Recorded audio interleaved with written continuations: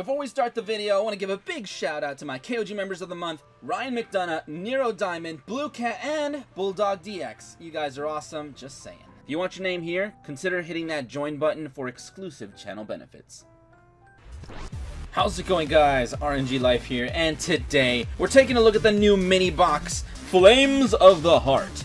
Which is dropping in like 2 days. Yeah, it's dropping pretty soon. It's gonna be out on Thursday, so keep an eye on that because I'm probably gonna be doing a stream for it. So yeah, it's bringing a few interesting cards. Mayakashi's, Goki. I don't think anything too game changing, even though we are getting support for Shiranui, and Shiranui are already pretty good, so it might just push them up another tier, so they might be good again. I'm not sure though. But whatever, let's go ahead and take a look at the best cards in Flame of the Heart. Okay, we're starting things off with the main boss monster over here. We got Yoko, the graceful Mayakashi. Now, here's the thing about this card. I think it's a cool card and everything, but I don't think it's going to see its full potential in Duel Links. Why? Because we do not have the level 11 monster that is supposed to work with Shiranui, or not Shiranui, with Mayakashi. Mainly because in his text he directly references links and link summoning and stuff like that, so obviously they're not going to include it. Star Eater might be like one of the only ones, but the thing is, this deck is so weird because it's like it usually locks you out of summoning things aside from Mayakashi's. So going into a Star Eater out of nowhere, like, sure, it's an okay move, synchroing with a level 2 monster with Yoko making Star Eater, and then when Star Eater dies, Yoko would come back and then do its thing. So that would be the only way it can actually pop off, by the way. Otherwise, it's just a big beater. When this card is special summoned from the grave, you can destroy one monster your opponent controls. That's the thing about this card. Like, sure, it can do that, but the thing is, you're gonna be summoning this thing, and unless you're synchroing, like ladder climbing into the level 11 directly, this thing is just a beater that can't even get over Blue Eyes. So I don't know, man. Yoko looking pretty cool, but unless we get some good level 11s, maybe hopefully some free-to-play ones, because there's none of them in this box, dude. I was expecting to see some level 11 generic synchros, but no, there isn't. There's absolutely none. And I was like, well, we're missing something here, right? Here's where things get interesting. We got Goki Suprex. Now I'm almost positive this is like a link summoning thing. So this is an archetype from what is it, Brains? Is this a Brains thing? I believe it is.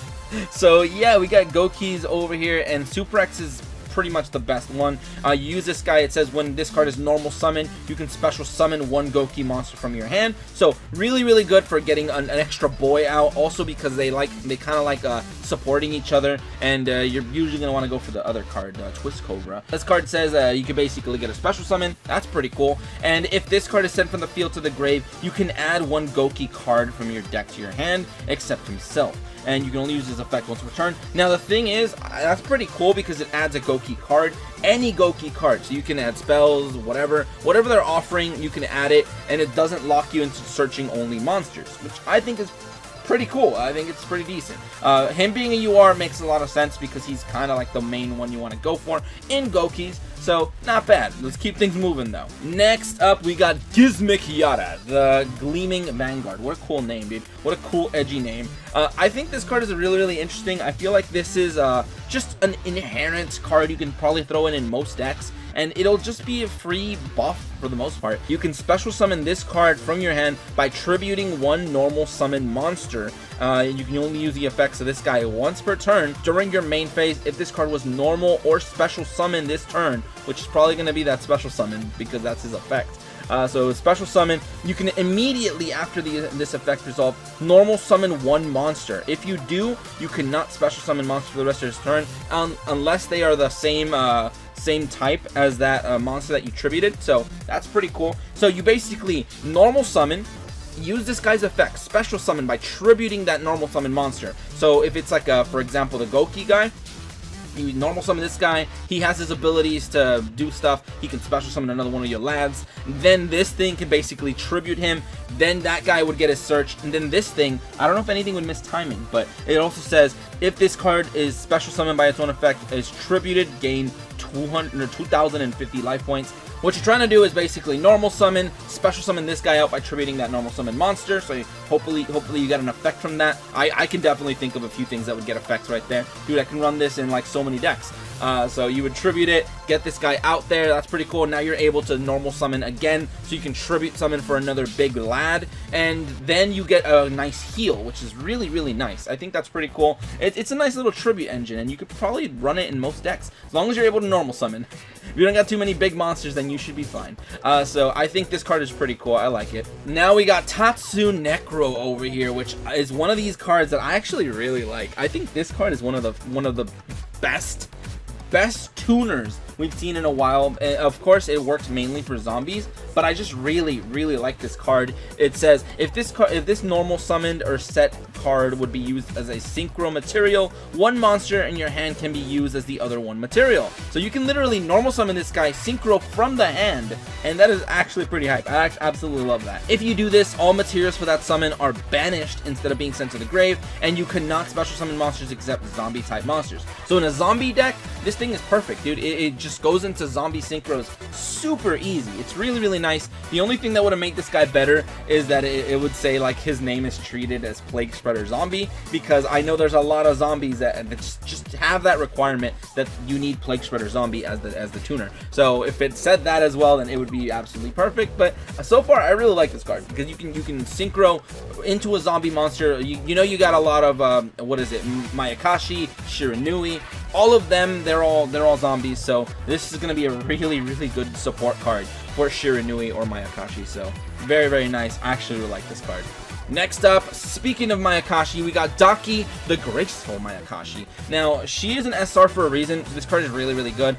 Basically, you're going to be using her every time you synchro summon in Mayakashi. And it says, you can only control one copy of her when a Mayakashi monster is special summoned to your field from the extra deck. So it can't come from the grave, it's got to be from the extra deck. While this card is in the graveyard, except during the damage step, of course, you can special summon this card, and you cannot special summon monsters from the extra deck a turn you activate this effect, except Mayakashis. So here's the thing, Mayakashis, they don't want to play well with anything else for some reason. They don't like, if it's at zombies, I was like, you know what, that'd be fair, but they don't want you to go into anything else. So no Shiranuis, it needs to be a Mayakashi. So what you're basically trying to do is synchro climb into Mayakashis, because I think in Duel Links we got the level 3, 5, 7, and 9, no 11, so rip. But not bad, I think, and she's going to be the main one you're going to be using. So that's why she's so good, because you synchro, bring out the level 2, hey, nice, you ladder climb, you go into the next one, hey, and she comes back once again. So that's pretty much her thing. Now we got Goki Twist Cobra. I talked about this guy, he's really good. He's got a quick effect that says you can tribute a Goki monster, target one Goki monster you control, and it gains attack equal to the original attack of the tributed monster until the end of the turn. And the thing is, since it's a quick effect, you can literally use it when they're battling you. So you could be like, oh, you're gonna fight my Twist Cobra? How dare you? Bam, quick effect, dude. So the only time it is safe to attack Gokis is probably when they have only one monster, but even then you gotta be careful. Or if you have a Samurai Destroyer, you don't have to worry about anything, dude, just attack right into them. But yeah, so Twist Cobra is looking pretty good. Also, its effect says, if this card is sent from the field to the graveyard, you can add a Goki card from your deck to your hand, except Twist Cobra, and you can only use his effect once per turn, hard once per turn. So I'm really liking the whole Goki aspect of when they're like sent from the field to the grave, you basically search a Goki, so they immediately pay for themselves, and that makes them pretty good. So I like it a lot. I think Gokis have a little bit of potential. I don't know how good they might be, but they're looking all right. Next up, we got Goki the Scorpio. So this one's another interesting card. He's 2300, so he's a little bit stronger than the other ones. It says, if you control no monsters, or if all the monsters you control are Goki, you can normal summon this card without tributing. So you get another free beater. That's not bad. Aside from that, this card is sent from the field to the grave. You can add one Goki card from your deck to your hand except himself. So all of them have that search ability, and I love it, dude. It's really nice. So you can summon this guy for free, have an extra beater, attack. Just do your things, dude. Do your things. And Gokis are looking pretty interesting. I do feel like they would just get absolutely wrecked by a wall of D and stuff like that. So, oof. Next up, we got Lord Gaia the Fierce Knight. Now, you guys know I'm all for Gaia gang. Like I'm one of the biggest Gaia gang supporters you'll probably find out here. But this guy's not looking that great. Like, as much as I like Gaia, as much as I think he's a really cool like card, This guy is a little bit, I don't know, a little watered down, I feel. He doesn't have anything too crazy. Sure, he's basically a cyber dragon in the sense that if your opponent controls a monster, you control no monsters, you can special summon this guy from the hand. And also, once per turn, if a monster with attack higher than this card is special summoned to your opponent's field, except during the damage step, you can make this guy gain 700 attack until the end of the turn. So, not a permanent boost, but you can make him 3,000 if your opponent's trying to special summon or whatever. So, that's okay, but I don't know, dude. I feel like the raw attack is just not, is this ain't Unga Bunga Yu-Gi-Oh! No one plays them these days, dude. But I think it's an okay card. This guy doesn't even get a support from their own Gaia like piercing card, but whatever, let's keep things moving. Next up, we got Beast of the Pharaoh. This is a very simple card. It says if this card is sent to the grave for a synchro summon, target a level 4 zombie in the grave and special summon it. That's pretty simple. The only thing is you gotta summon this like small boy, and if they Kanadia, then you're kind of left with the Beast of the Pharaoh in attack position, and he's just kind of there. So I don't know. He's a little weak, but sure, if you can actually pull it off and then keep going, you could potentially bring back some monsters, kind of put up a board, and that could be pretty good. So if you're uninterrupted, Beast of the Pharaoh could be pretty strong because it can just bring you back a lot of boys, which I think in Mayakashi could be pretty hype, because you can pretty much special summon one of your like previous synchro monsters. You can bring back what, like a level 3? Yeah, I think you can bring back the level 3 guy, and I forgot what his effect is. I think it's like it makes your monsters unable to be destroyed for that turn, so not bad, not bad. Next up, we're looking at Mayakashi Return. This is a really good card. I'm gonna say, like, they kind of have to give Mayakashi something, so Mayakashi Return is looking pretty spicy. Basically says, take one Mayakashi card from your deck, except it's this card, and either add it to your hand or send it to the grave, and that's it. It's super simple, super easy. It's like, hey man, do you want a free search or do you want a foolish burial? And I think that's really nice. I think that's really good. Being able to just have those effects is really awesome, so pretty good. This card has to be like a 3-up, dude, because just getting it early is gonna have that. You're gonna have that consistency, so it's a good card, dude. I like this card. The next one is Mayakashi Winter, and hey, we got the Floodgate Chan, like, grown up kind of. It's so nice to see her in the game. But yeah, she is, I think, Yuki Onna, like, fair enough. But yeah, she's like a grown up form of Floodgate Chan. And it's very nice. So Mayakashi Winter is here. It says monsters your opponent controls lose 100 attack and defense for each Mayakashi with a different name in your grave, which I guess it's alright. I mean, it's a continuous spell, so it just kind of works as an inherent buff or debuff to your opponent's monsters, so not bad. So it has a few effects though.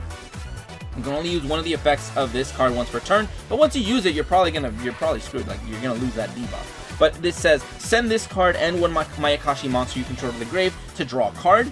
That's okay, I guess. I mean, if it's able to like consistently pay for itself, then I think that could be pretty good. But I don't know though. But then the other one says, banish this card and one zombie monster from the grave, and then target one Mayakashi in your graveyard and special summon it. I think that's a really good ability, because being able to special summon Mayakashis like Yoko, the graceful Mayakashi, that's one of the few ways we can actually bring it back and then get a monster destruction, or pretty much bring back whatever, because your whole point of Mayakashis is you want to synchro climb all the way, get all your boys in the grave, and then you can use these cards and bring whichever one back is necessary. So hey, I'm gonna bring back the level 7 and pop one of their back row, bring back the level 9, pop one of their monsters, bring back the level 3 that makes my monsters indestructible. Yeah, that kind of stuff. So it's not bad. I think it's a pretty cool card. It's just a little slow because it's continuous, but not bad. I think it's a pretty cool card. Now we got Ghost Meets Girl, a Shiranui story. Some Shiranui support is finally here,